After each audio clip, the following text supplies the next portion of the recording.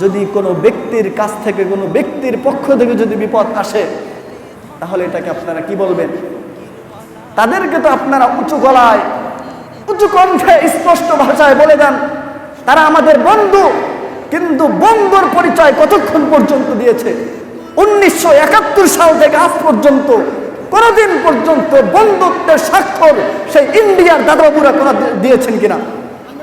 আজকে আমার ভাই, আমার ফেনীর লোকেরা, আমার কুমিল্লার ভাইয়েরা, আমার চট্টগ্রামের ভাইয়েরা, আমার খুলনার ভাইয়েরা, তারা পানির কারণে, সেই বাঁধ ভাঙ্গার কারণে আজকে তারা ছাদের উপর, তারা আজ পর্যন্ত মানুষের কাছে হাহাকার করতেছে। 3 দিন যাবত তাদের কোনো খাবার দাবার নেই, তাদের চোখের সামনে তাদের মা চলে যাচ্ছে, তাদের সন্তান চলে যাচ্ছে, তাদের স্ত্রী চলে যাচ্ছে, এমনকি প্রেগনেন্সি অবস্থায় আমাদের মা বোনেরা তারা সেখানে অবস্থান করতেছে। এই যে বিপদ আপদ আসতেছে, তারা কিভাবে আমাদের বন্ধু হতে পারে? কিভাবে বন্ধুত্বের স্বাক্ষর রাখতে পারে? প্রিয় ভাইয়েরা আমার, মনে করেন 2 জন ব্যক্তি মারামারি করতেছে, ঝগড়া ফাসাদ করতেছে। আমি পাশ থেকে গেলাম, যাওয়ার পরে দেখলাম যে এই 2 জনের ভিতরে একজন আমার শত্রু। একজনকে যদি আমি সাপোর্ট দেই, তাহলে ভবিষ্যতে তার থেকে আমি কিছু গ্রহণ করতে পারবো, কিছু সুযোগ সুবিধা নিতে পারবো। সেই সুযোগ সুবিধা নেওয়ার জন্যই সেই 1971 সালে সেই ইন্ডিয়ার দাদাবাবুরা আমাদেরকে সহযোগিতা করেছে, আমাদের যুদ্ধাস্ত্র দিয়েছে, মুসলমানদের বিরুদ্ধে লেলিয়ে দিয়েছে, মুসলমানদের মধ্যে বিবাদ তৈরি করেছে, আমাদেরকে স্বাধীনতার সহযোগিতা করেছে। আমরা স্বাধীনতা পেয়েছি, কিন্তু স্বাধীনতা পেয়েছি আমরা ঠিকই, কিন্তু আমরা দাদাবাবুদের সেই তাবেদারি করা থেকে, তাদের গোলামি থেকে আমরা রেহাই পাই নাই। তাদের শিকলের ভিতরে আমরা আজও পর্যন্ত আবদ্ধ। প্রিয় ভাইয়েরা আমার, ফেনী, নোয়াখালী, কুমিল্লা, চট্টগ্রাম, খুলনা, এই সবগুলো প্লাবিত হয়েছে। মানুষ 3 তলার ছাদের উপরে আশ্রয় গ্রহণ করছে, আর যাদের বাড়ি নিচে, তাদের বাড়ির তো কোনো খবরই নেই। এমনকি ফেনীর ভিতরে মসজিদের মাইকের ভিতরে আওয়াজ হচ্ছে, মসজিদের মাইকের ভিতরে ঘোষণা হচ্ছে, এলান করা হচ্ছে যে প্রিয় ভাইয়েরা আমার, আপনারা সবাইকে ক্ষমা করে দেন, সবাইকে ক্ষমা করে দেন, কেউ কারো উপর কোনো দাবি দয়া রাখবেন না। প্রিয় ভাইয়েরা আমার এক বন্ধু, সে আমাকে বলেছে সর্বশেষ কথা, এরপরে আর তার সাথে যোগাযোগ হওয়ার কোনো সুযোগ ছিল না। সে বলল, এত সংকট আমি আর জীবনে কোথাও দেখিনি। আজ 3 দিন পর্যন্ত আমাদের না খাওয়া, 3 ঘন্টা সময় নিয়ে 3 মাইল পর্যন্ত হেঁটে আজকে আমরা শহরের ভিতরে আসছি। সাথে শুধুমাত্র আমার 2টা সন্তানকে নিয়ে আসছি, আমার স্ত্রীকে নিয়ে আসছি, আমার বাবা মা। সে কোথায়? তারা কোথায়? আমাদের ধন সম্পদ, বাড়ি গাড়ি, আমাদের ফল ফলাদি কোথায়? সেগুলো আমরা সবগুলো আল্লাহর হাতে সুপুর্দ করে আমরা চলে আসছি। আজকে আমাদের হাতে কিচ্ছু নাই, কোনো টাকা পয়সা নাই, কোনো ব্যাংক ব্যালেন্স নাই। প্রিয় ভাইয়েরা আমার, এই হলো তাদের অবস্থা। যদি তারা আমাদেরকে বন্ধু বলেই থাকতো, যদি আমরা তাদের বন্ধু হয়েই থাকতাম, তাহলে আজকে আমাদের অবস্থা এরকম হতো না। আজকে আমাদের দেশের ভিতরে তারা নাই বলে আজকে আমাদের দেশের সমস্ত মানুষদেরকে তারা ভাসিয়ে দেবে, তারা পরিবারগুলোকে ধ্বংস করে দিবে, ধন সম্পদগুলোকে নষ্ট করে দিবে।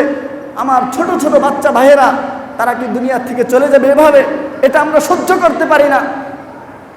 প্রিয় ভাইয়েরা আমার, তারপরেও যা হয়েছে, আল্লাহ রাব্বুল আলামিনের পক্ষ থেকে পরীক্ষা। আল্লাহদেরকে জান্নাতুল ফেরদাউসের আলা মাকাম দান করুন, এবং যারা দুনিয়ায় এখনো বেঁচে আছেন তাদের জন্য আমাদের কিছু করণীয় আছে। তাদের জন্য অবশ্যই দোয়া করতে হবে, ইস্তিগফার করতে হবে, তওবা করতে হবে, এবং বিশেষ করে আমাদের বর্তমানে যার যা কিছু আছে, আল্লাহ না করুক এই বিপদটা তাদের কাছে না গিয়ে এই বিপদটা আমাদের কাছেও চলে আসতে পারত। আল্লাহ রাসূল সাল্লাল্লাহু আলাইহি ওয়াসাল্লাম বলেছেন, আল মুমিনুনা কারাজুলিন ওয়াহিদিন ইনিশতাকা আইনুহু ইশতাকা কুল্লুহু ওয়া ইনিশতাকা রাসুহু ইশতাকা কুল্লুহু। আল্লাহ রাসূল সাল্লাল্লাহু আলাইহি ওয়াসাল্লাম ঘোষণা দিয়ে বলছেন, হে আমার উম্মতেরা, শুনে রাখো, দুনিয়ার সমগ্র মুসলমান তারা একজন ব্যক্তির ন্যায়। এই যে আমরা যত মুসলমান একত্রে আছি, সমস্ত মানুষ একটা ব্যক্তির ন্যায়। আল্লাহ রাসূল বলেছেন, যদি তোমার চক্ষুর ভিতরে কোনো আঘাত পাও, তোমার চক্ষুর ভিতরে যদি কোনো আঘাত পাও, তাহলে পুরা দুনিয়ার সমস্ত মানুষ যেন আঘাত পেল। তোমার শরীরের ভিতরে যদি কোনো আঘাত পাও, তোমার শরীরের ভিতরে যদি কোনো জখম আসে, তাহলে কেমন যেন দুনিয়ার সমস্ত মানুষ আঘাতপ্রাপ্ত হলো, জখম প্রাপ্ত হলো। প্রিয় ভাইয়েরা আমার, আমাদের সেই ভাইয়ের আজকে 3 দিন পর্যন্ত কোনো ধরনের খাবার দাবার নেই। এমনকি এরকমও কিছু এলাকা আছে তাদের পর্যন্ত উদ্ধারকারী কোনো টিম যেতেও পারেনি। এজন্য প্রিয় ভাই, অবশ্যই তাদেরকে সাহায্য সহযোগিতা আমাদের করতেই হবে। আমরা যদি আজকে তাদেরকে সহযোগিতা না করি, তাহলে আল্লাহ রাব্বুল আলামিনের কাছে আমরা অবশ্যই ধরা পড়ে যাব।